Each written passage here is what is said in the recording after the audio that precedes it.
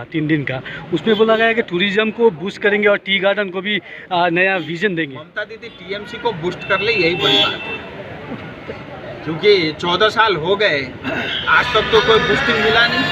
अब क्या बूस्ट करेंगे आखिरी साल में आकर।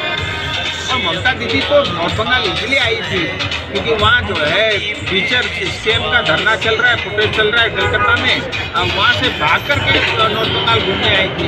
यहाँ की 10 जो है डिग्री टेम्परेचर कम रहता है। लेकिन वास्तविकता ये है कि नॉर्थ बंगाल की जनता अपने आप को ठगी हुई महसूस करती है पिछले 14 साल से लगातार, और उससे पहले सीपीएम के राज में 35 साल।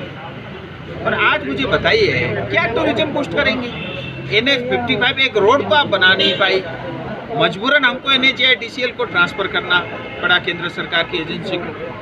आज चाय बागान बंद हो रहे हैं, दार्जिलिंग आप जा नहीं सकते ट्रैफिक की समस्या के कारण। आपका जो है आज भी दार्जिलिंग, करसंग और बड़े टाउन एरिया में जो है पीने की पानी की बड़ी समस्या है। तो कुल मिला के जो कुछ भी ब्रिटिश के समय हमको मिला था वो तो सारे इंस्टीट्यूशन से लेकर के सब कुछ आपने छीना ही है। ममता दीदी कुछ देंगी ये अपेक्षा भी नहीं है। और वो समय समय पे घूमने आती है, मुख्यमंत्री आए और घोषणा करके जाती है 3-3 करोड़ की, 7-7 करोड़ की। सारे टोटल लगा लो तो 100 करोड़ भी नहीं होता। उसमें से भी 90% योजनाएं वो है जो केंद्र सरकार की योजनाएं हैं।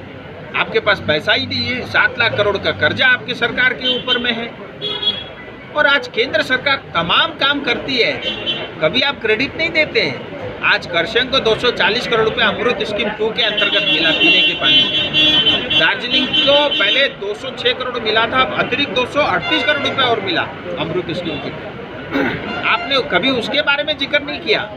कालिम्पोंग को 200 करोड़ मिला, मिरिक जैसे छोटे टाउन को भी 200 करोड़ रुपए पीने के पानी के लिए मिला। गांव बस्ती जो है इलाके में 2500 करोड़ का जो हर घर जल की योजनाएं चल रही है। तो ये तमाम योजना के बारे में कभी आप अप्रिशिएट नहीं करोगे पीएम मोदी को या केंद्र सरकार।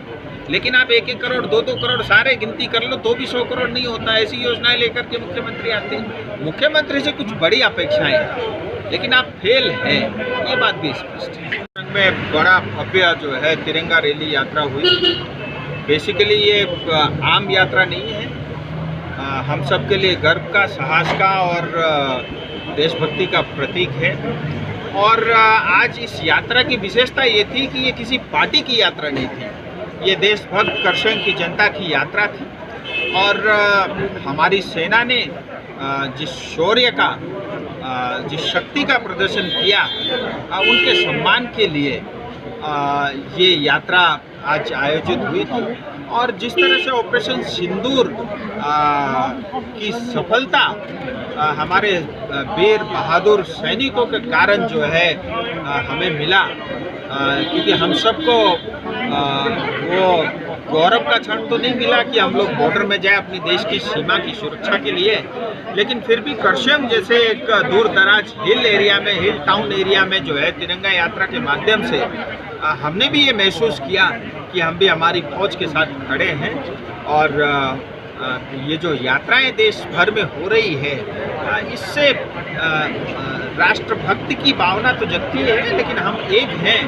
और कोई भी विषय अगर देश के ऊपर आता है तो हम सब लोग किसी पार्टी के भेदभाव को छोड़ करके उससे ऊपर उठ करके देश के लिए एक है और सशक्त है। ये एक अच्छा और कड़ा संदेश मिलेगा।